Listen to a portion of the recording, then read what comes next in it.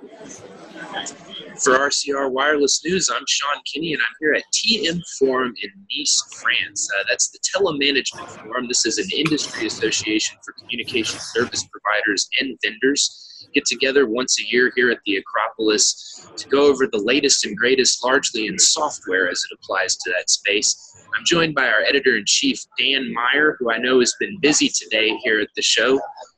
Dan, I think you had the opportunity earlier in the day to speak with the CEO of TM Forum about some of their more forward-leaning initiatives. Can you give us a little idea of what you talked about?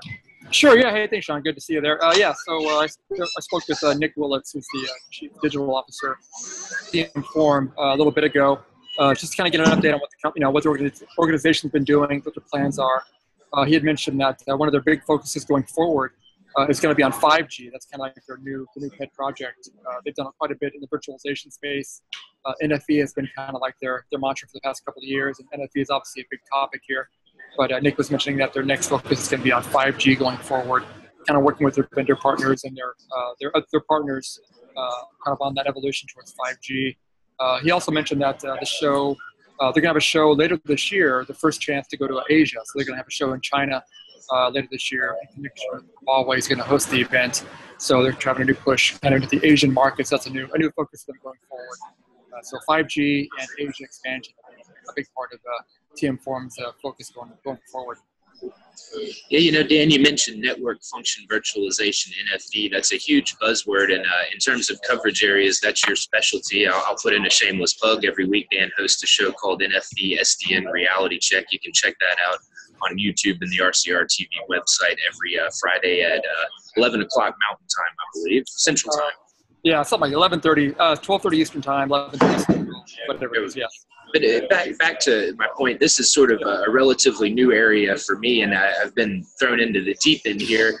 And I hear a lot of buzzwords, automation, zero touch, and I never really appreciated the full breadth of that. But just yesterday, I sat down with a cloud BSS OSS service provider called It's On. Some of their carrier partners include Virgin Mobile and Sprint in the United States. And they had a very poignant demonstration of the power of NFV. And what this essentially is, it's your cell phone device. You can buy this thing, take it right off the shelf, and you can fully configure it yourself. There's no more need to sit on one of those high, uncomfortable stools at the Verizon store while the fellow across the counter configures your device and joins it to the network.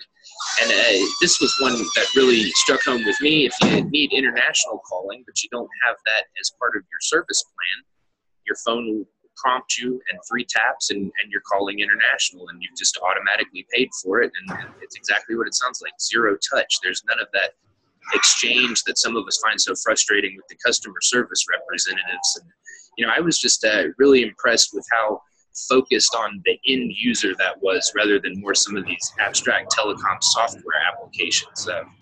I know NFV is something that you've been talking to a lot of clients and companies about over the course of the show. Dan, what are some of the takeaways that you've noticed? Yeah, that's a big part of it. Obviously, NFV has been a big topic of the show.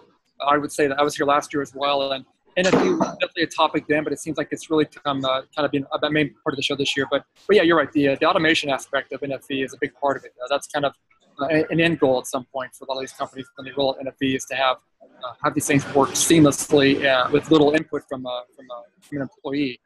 Maybe somewhat, so that's probably the dirty little secret of NFV is the fact that a lot of companies are looking to maybe trim their headcount through automation, but that's probably a little down the road. But yeah, that's been a big topic of this, is definitely being able to make this stuff easy and simple, and again, make it easy for the end user.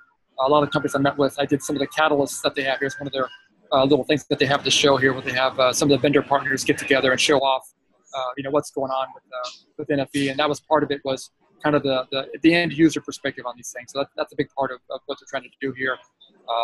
So yeah, I mean, that's obviously NFV is still kind of new to the market in a commercial aspect, but that part of it is growing quite a bit. They had a big focus on that yesterday.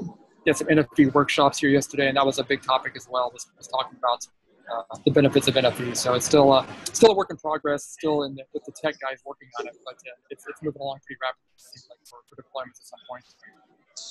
Yeah, and I had this is on a slightly separate note. I had a long meeting with Ericsson earlier today, and they're moving into this business line. I think they phrase it connected industry and society.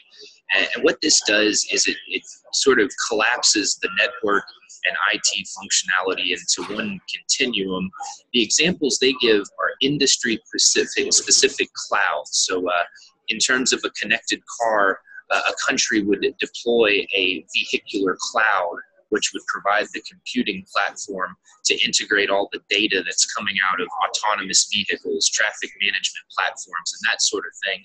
I think one of the really nascent points that the CTO made was that as each industry deploys these specific clouds, there's eventually going to be huge spectral challenges as more and more of this technology comes online. And it's really interesting to see some of these long-term forward, because cloud computing, off-premise computing, that's sort of old hat at this point. It's been in use for at least a decade, but just the pervasiveness of it based on some of these projections, it has a really transformative effect. So it's going to be interesting to see how that plays out.